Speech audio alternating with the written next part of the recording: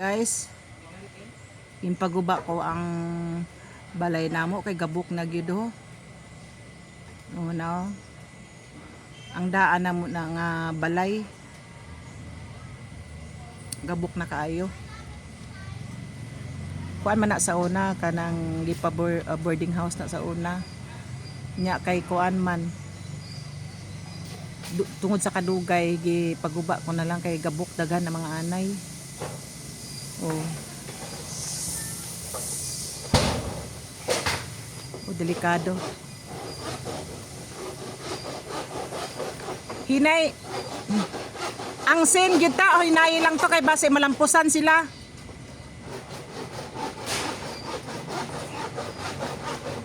Tulo ang guba. Pero delikado sila magkuan saka daw kay gabok na gikayo. Grabe gini ang anay. Grabe anay makagabok sa balay. Di good maayo ang basta may anay ang balay.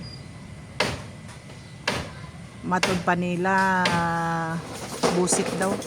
Basta may anay imong balay kay siguro busit siguro kay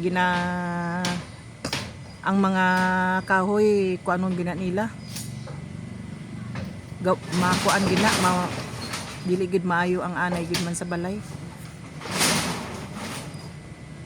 Mo nang nagabuk siya kay gianay pagyud. Tungod sa kadugay, dugay na ning kuan balay namo. Dili man ni mga kahoy kahoy ang gamit ng uban. Tapos gwapo unta ang kahoy, kawayan o kahoy ni og ganang kawayan. Maayo gid unta ng kahoy ug kawayan kay ngano dili ba init kaysa concrete init bugnaw gid kung kuan ang imong balay kahoy o ganang kawayan. Ang gwapo pag yun nipa ang atop kay relax kaayo. Oh, kapoy gali kung kuan singan ana kung magpaguba ka delikado pa. Labaw na kung gabok na.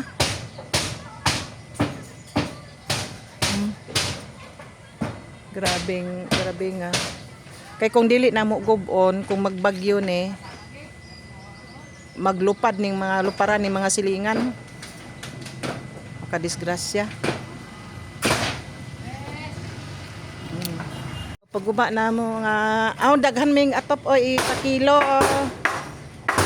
Pakila na mo ni ibaligya na daghan mixin nga nahuk na kuan tigom. So, sige pagba delikado ang balay kung kuan gabok na.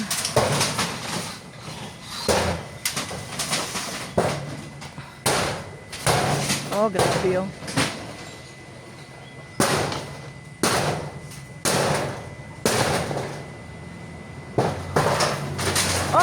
Oo. Hala. Na, ibaligya na mo ng mga sin nga guba. Ipakilo. Ang butag pilang kilo ning kuan. Sin ron mga reject barato ra siguro. Guba na amo ang balay, gidemolis na. Demolis na among balay. Kay kung dili bitaw gubon guys, delikado pag yun. Kay makuan gabok na gikaayo ang gitakdan gitapikan sa sin.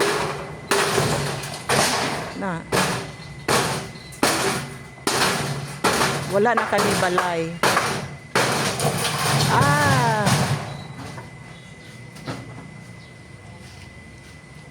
Dili pa na mahibawan kung ano sa may makabalay kay mahal kaayo magkaroon pang pabalay. Importante makuha lang ang gabok. Hawa na. Mga pila na may katuig, pila ni katuig patindog ani year 2000.